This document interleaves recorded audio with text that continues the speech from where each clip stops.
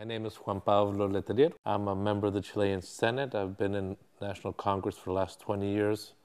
Energy is a central debate in Chile today, as it is in many countries. We don't have oil. We have a growing economy. We have energy demands. We need to produce more energy. There is not a consensus of what resources we need to use to produce energy. There is a consensus that the use of water is a good option. What is the biggest debate which exists today? If we allow there to be the use of big dam projects.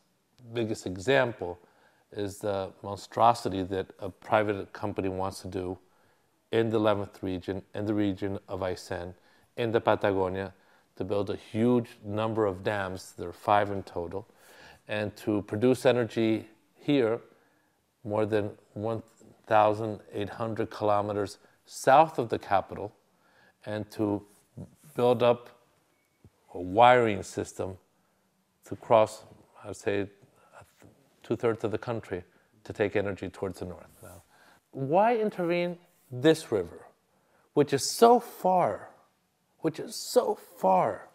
from where people consume energy?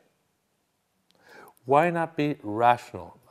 Why do we do a double phenomena? Why do we do this dumping, this environmental dumping on this country, on the one hand? Why do we do this environmental dumping on this region? I'd say, generally speaking, in Chile, they are not aware of what Patagonia is about. I'd say there's a great ignorance in Chile regarding what this geography is about, what this territory is about, what treasures are enclosed here. I think the majority of Chileans are not aware. They're becoming aware, thanks to the tremendous effort some have made. But there's still much information to get out. They say we need to produce energy. But there's never the debate, an open debate of alternatives. And to take the discussion seriously as a national discussion.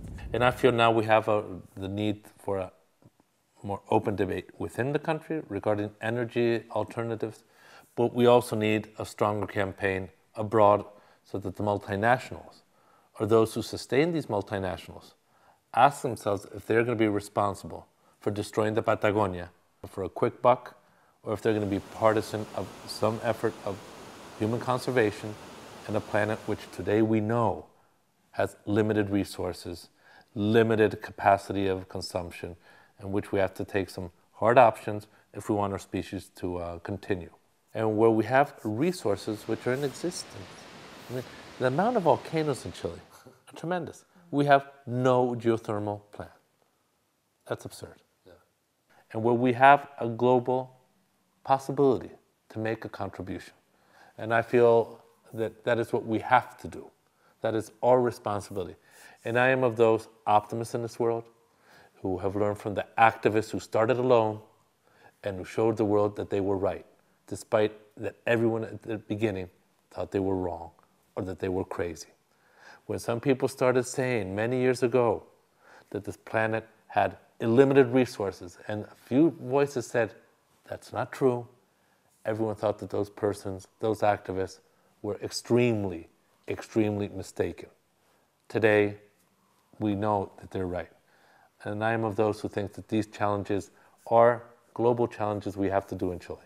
It's for that reason that today it is more important than ever to have civil society acting, to have environmental activism as a first-line action, understanding that what is at stake here is that there's a technology, large dams, that we know, humanity knows what happens with large dams, and where we know we cannot recover the environmental impacts once this is produced. And hence we have to educate and take other options. I'm not saying that Endesa can't produce energy in Chile. Let them do it. We need them to do it. But not here, not in this way. With other technologies, less invasive technologies, they have to be compatible with the environmental rights and with the community's futures. This community will die if they don't have the possibility of tourism or other economic activities. With this energy plan, If it goes through, will be one, aluminum. Producing of aluminum, which is an old strategy some multinationals want to do. They've wanted to do it in this valley for a long time because they need huge amounts of energy. They haven't been able to do it in any other country in the world because it's a very contaminating industry. You need a huge amounts of energy. They'd have it here.